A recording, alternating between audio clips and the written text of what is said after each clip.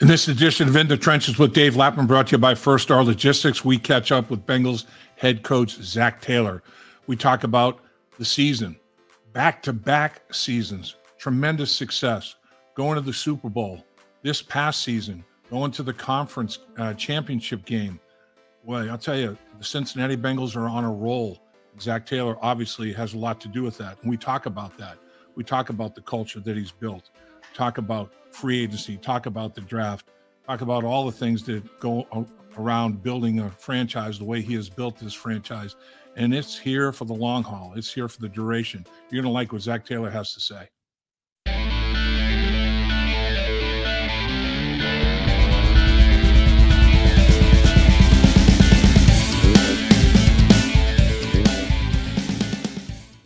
You're in the trenches once again with Dave Lapham, brought to you by First Star Logistics.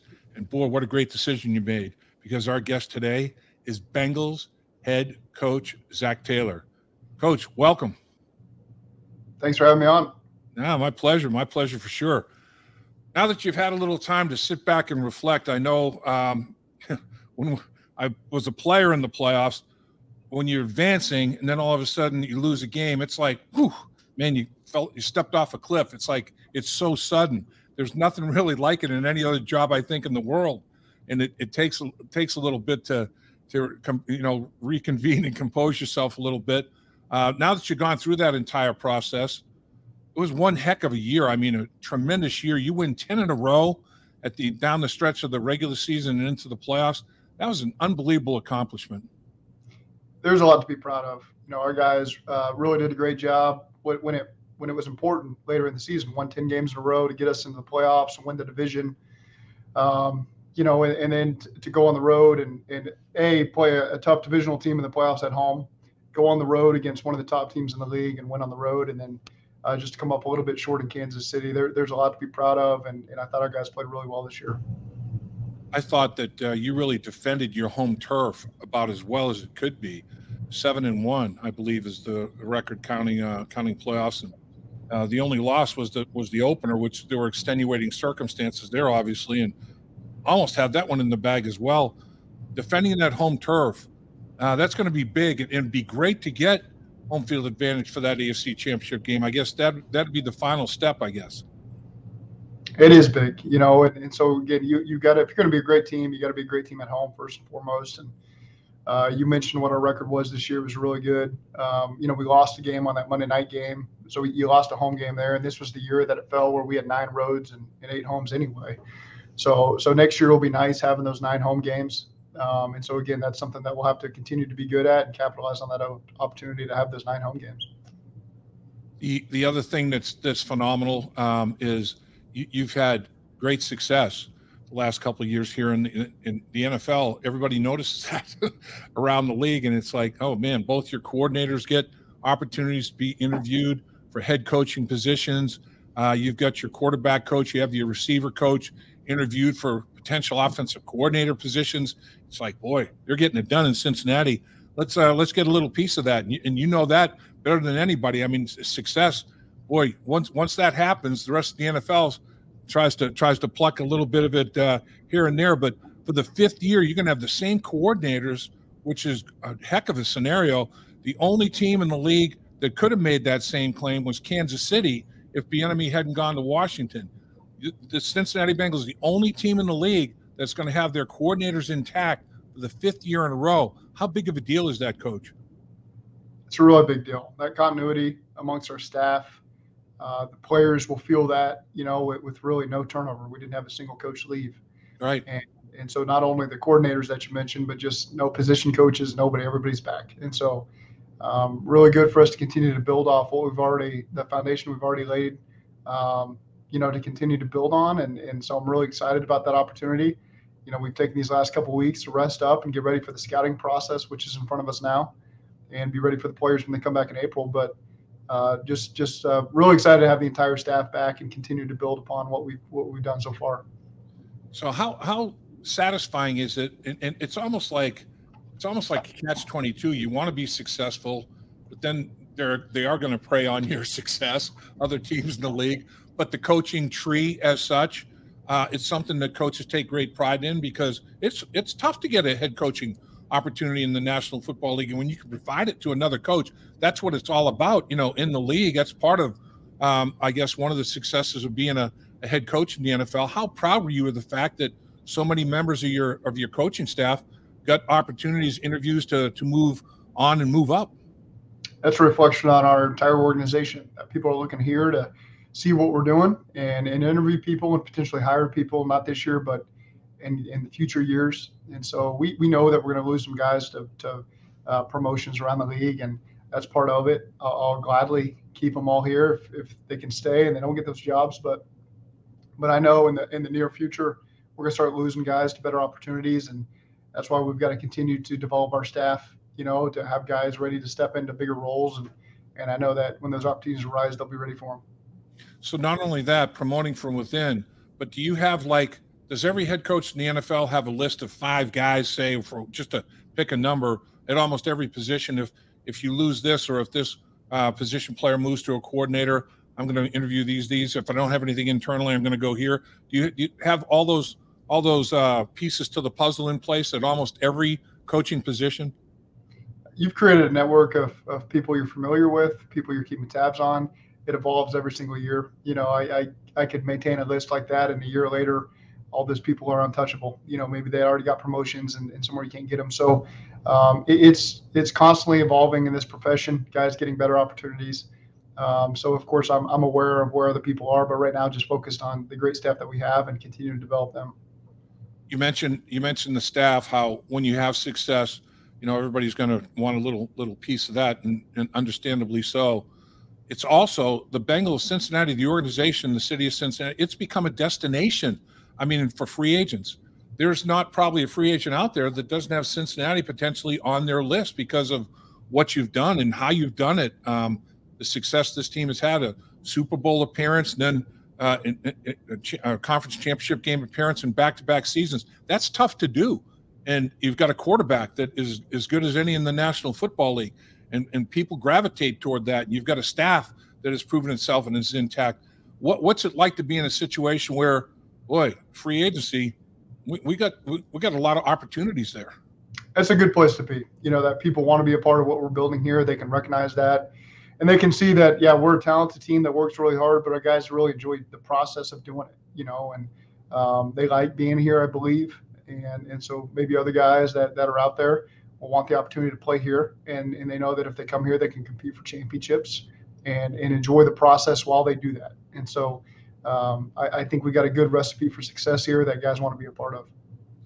Players rave about the culture that you've established here in Cincinnati. Not only players, but your assistant coaches, all your staff raves about it as well. And then the players and everybody around the league starts to hear about that. What are 2 or 3 things that you focus and concentrate on when you're trying to establish and build a culture? And who might you have learned things from along the way? Is it almost too many people to name?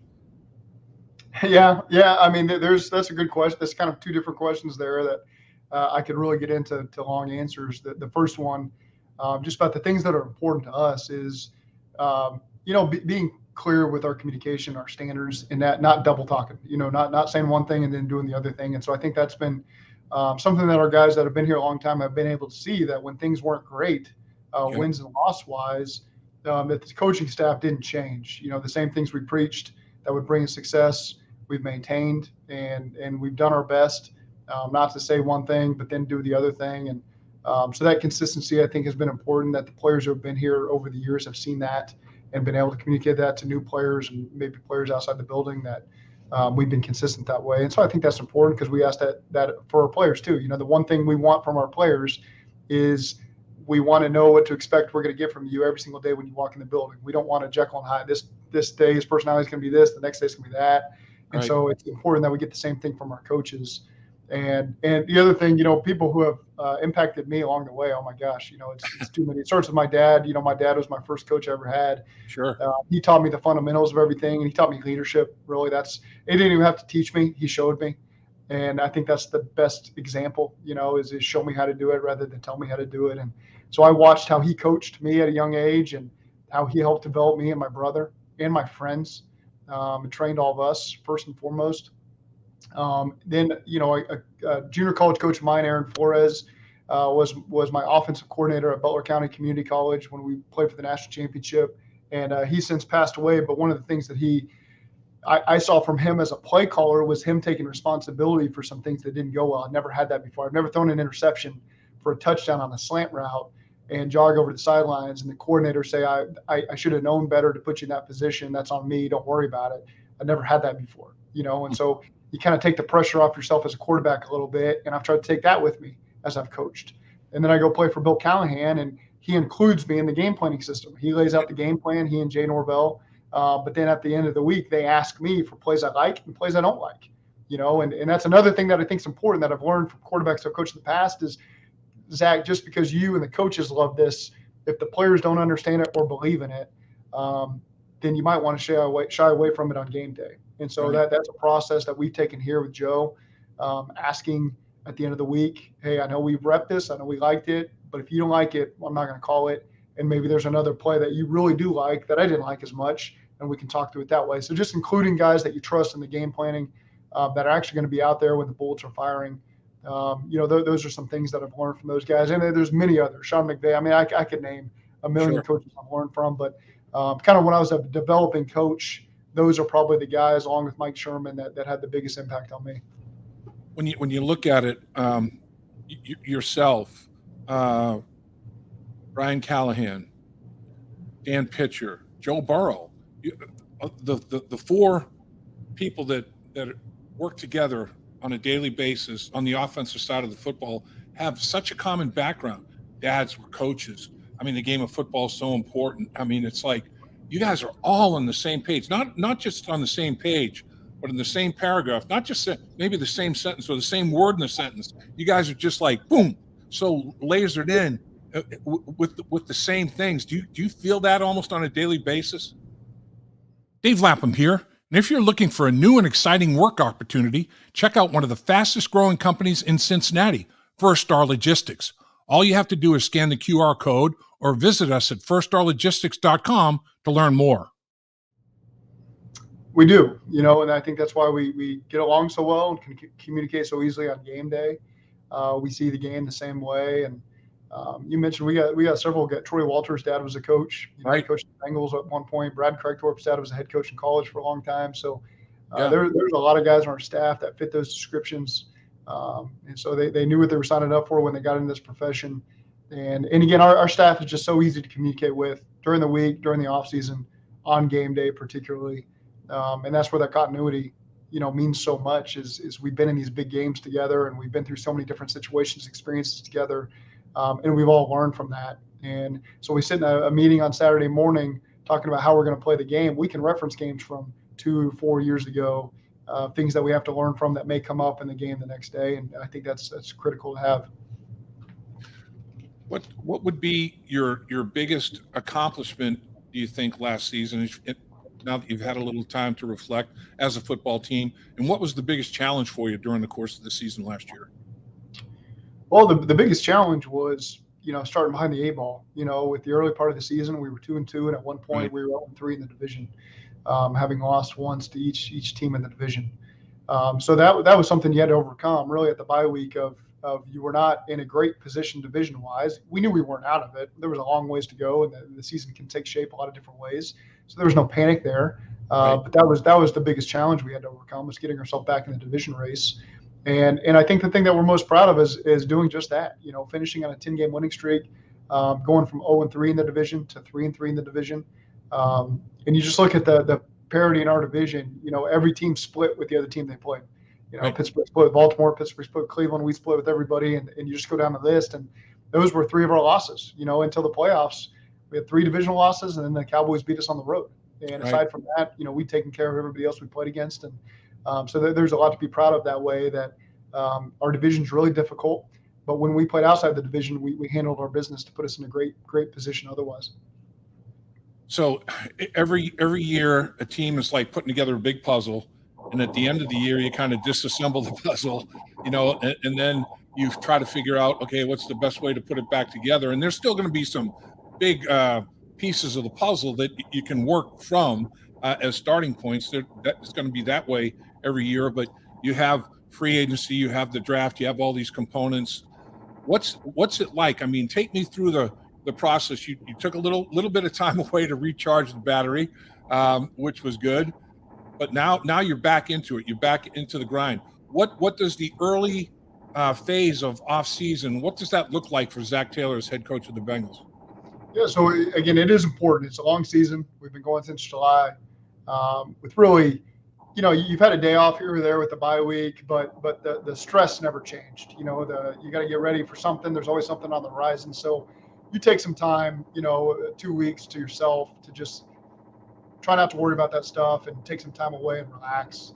And then from there, you get into the scouting process. So next up is meeting with Duke and these guys, getting ready for the combine next week. And at the same time, preparing for free agency. We got some guys that are up in free agency that we got to sort through and and then evaluate what else is out there. So there's a lot on the scouting side that takes place really over the next 60 days. That's the main focus for us right now. So you very well could have a quarterback in the very near future that is making $50 million a year as a player that started into the league in the 70s when 50,000 was a big deal. 50 million is just extraordinary. I mean, the league has just blown up. It has grown so much. Now you've got 19 guys that are going to hit the free agent market on the 15th of March. But Joe, in his situation, may be as important as anything because, if you could get that done, then the budget's set and you know what else you have to work with and around. I mean, and I know as a coach, all your job is to coach the players that are available to you. Right. But a guy like Joe Burrow, are you more than hopeful that something will get done quickly? I'm more than hopeful that something will be done quickly. Yeah, that would be, I think, best for everybody involved. And right. There's a process you got to go through. And like you said, I'm aware of the process and what's going on, but I let upstairs handle that part. And so again, that's part of the process. When you got great players, you got to pay them. And so that's what we're going through right now. And then we get a chance to fit the puzzle around that. So excited to see where that evolves to, but again, confident that we'll be moving in the right direction. How far are you, Coach, into the evaluation of college talent? Are you more at the NFL evaluating free agents and college evaluations are down the road a little bit, or is it a little bit of both? How do you handle that part of it at this stage of the offseason? Yeah, a little bit of both. It's the draft part, you just sit in the meetings and Duke leads that and you get a chance to go through all that. Then you can have the conversations about free agency and we end up watching those guys on our own time, as coaches. So you're in the meetings with Duke. Duke leads those meetings to present the prospects in the draft because there's just so many of them. It's where do you start? And so you let Duke drive that process and then you can do some supplemental work off of that with the pro days and watching guys on your own. But the free agency part, we start to have the conversations on our own guys and other guys, and then we watch those by positions as a staff. And as we talked about, quite a few members of your staff went through interview processes in terms of head coaching opportunities, coordinator opportunities, and everything else that goes along with it. That is valuable. That experience is valuable. The preparation, getting ready for those kind of interviews is something that is not going to hurt you at all for the rest of your career in the National Football League. But your staff is intact. Like I said, 5th year now, staff intact. At what point do you start to sit down and say, all right, what do we do best? What do we have to tweak? This is out. Let's bring this in. When do you start doing all those? We start to do that, as the draft gets closer. Our focus right now is making sure we get the right players in the building. That's first and foremost.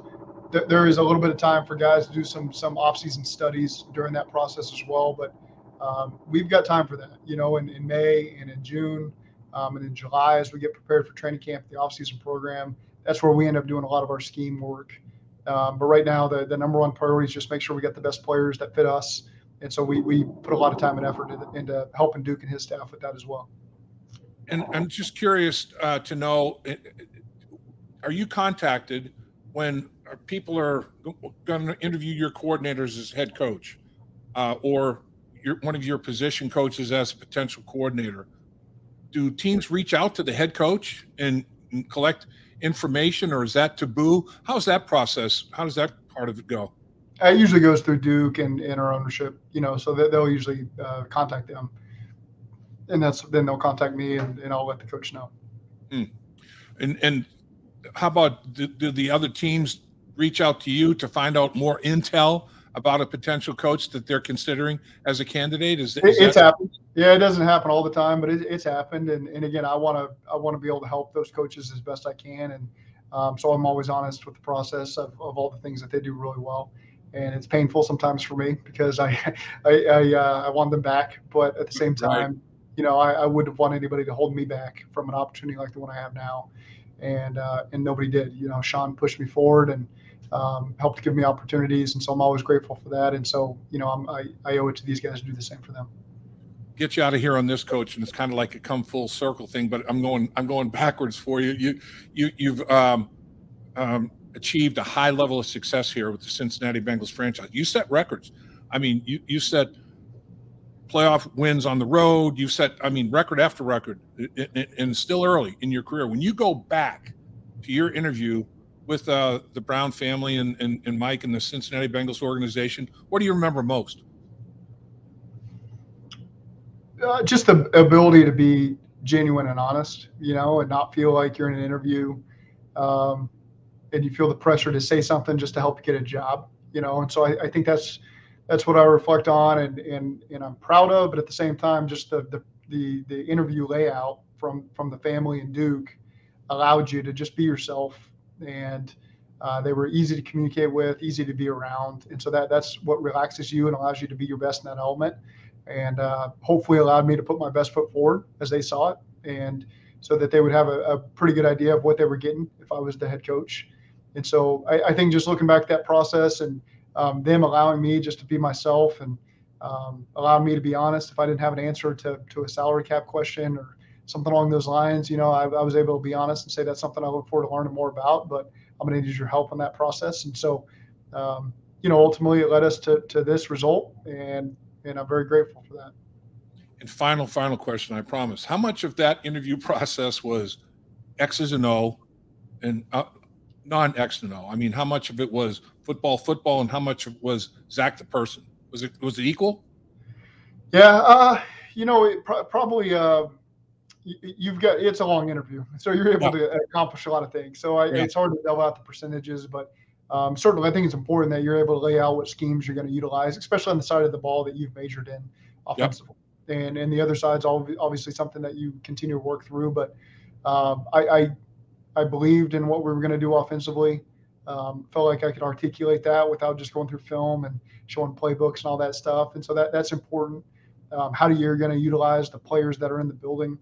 And then from there, a bunch of it is, organizational structure and how you're going to lead the organization. And so those are things that, it's all encompassing an interview. You cover a lot of different topics. And, I felt good at the end of the day on how it went. Coach, appreciate your time as always. Outstanding. Congratulations on what you're doing here in Cincinnati with the Bengals.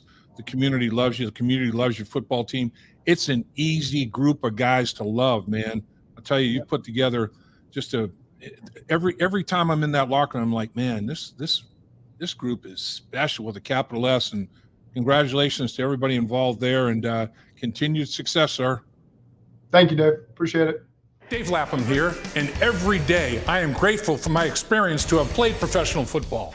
As a player, I realize self-motivation, leadership, and appreciating your teammates are key. At First Star Logistics, you can use those same attributes to create the life you want for you and your family. Build your future by working hard like I did. You'll see results both on and off the field. Call First Star Logistics today and be part of our winning team. Opportunity knocking.